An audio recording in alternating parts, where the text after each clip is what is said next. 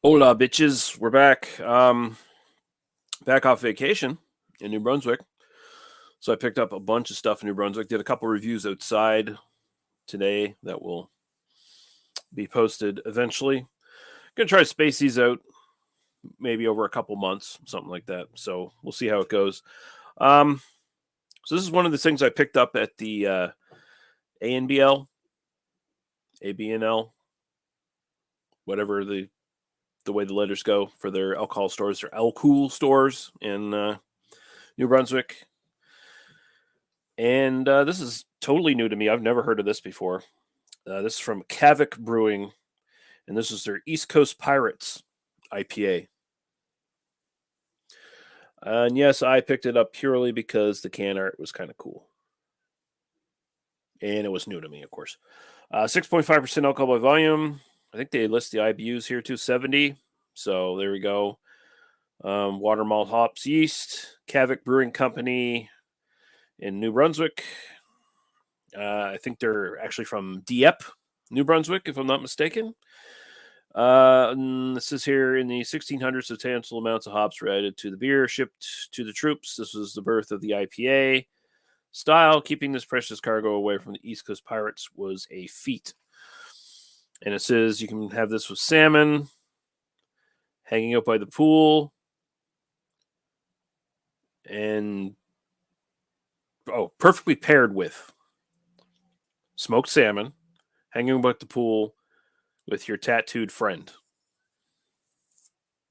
Okay.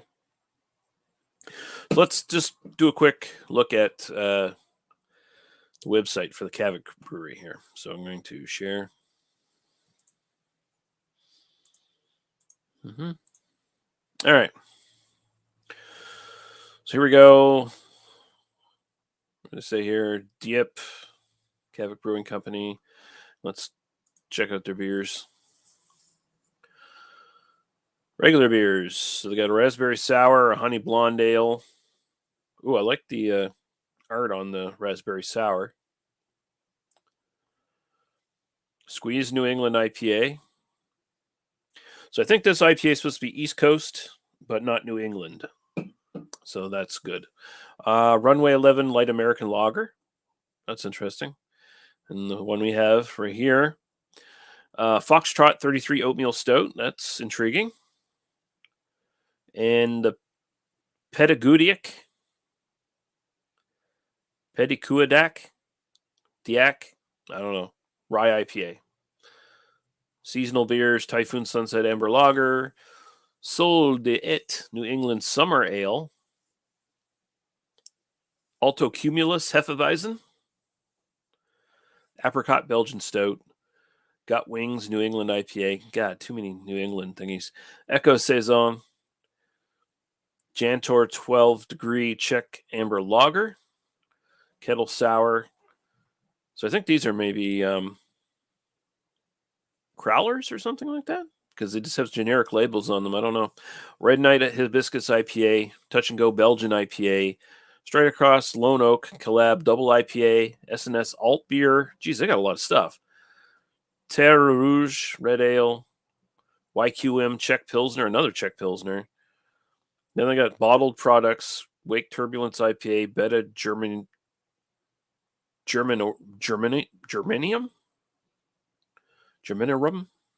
whatever.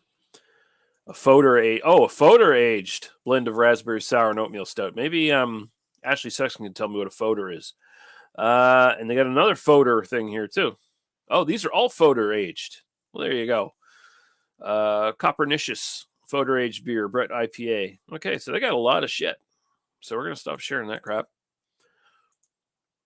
Come back here, and we got Vaughn in the chat saying, "Welcome back, Lee." Well, thank you, sir. It's good to be back.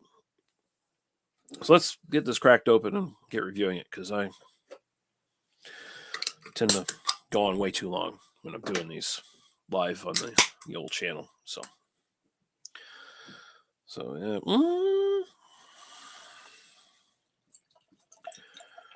Going to talk with you soon, Vaughn.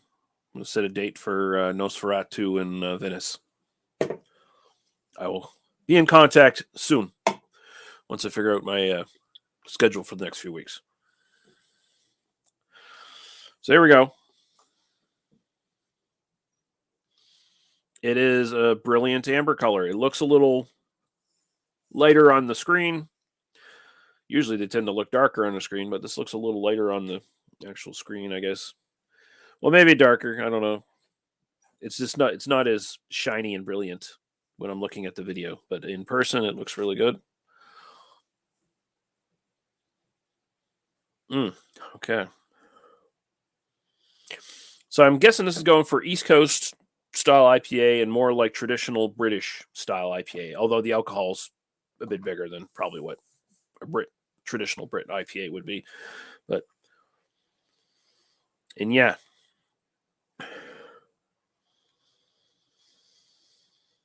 The smell is telling me that I'm thinking the right way here because it is much more malt forward.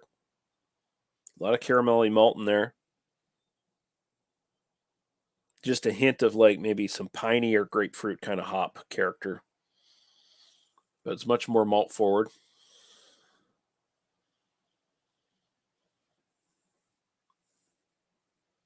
Smells good. Smells very good. So cheers. We're going to go right to the taste.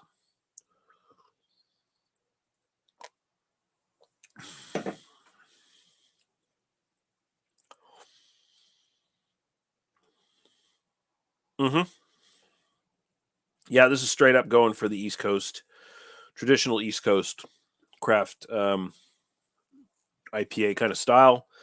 Although I'd say the bitterness is a little on the heavy side.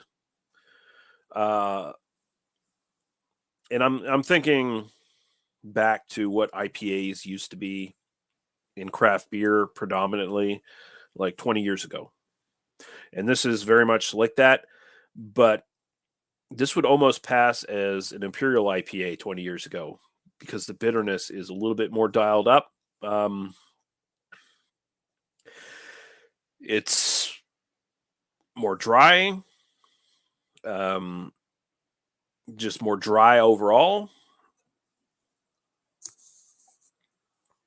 Caramelly malt up front and kind of piney hop taste more than anything else. I was thinking I was getting some grapefruit in the aroma, but I'm not really getting that necessarily in the taste, although that might be more the dryness coming out. Might be a little bit of that too. Might be some of that grapefruity kind of thing going on, but it's mostly pine, but very subtle and balanced very well with the malt. So it's very easy drinking. This is the kind of, you still see these around a lot. Not necessarily on your store shelves because you're always going to be getting much more of those New England style IPAs these days with the super juicy flavors and the lower bitterness and all that nonsense.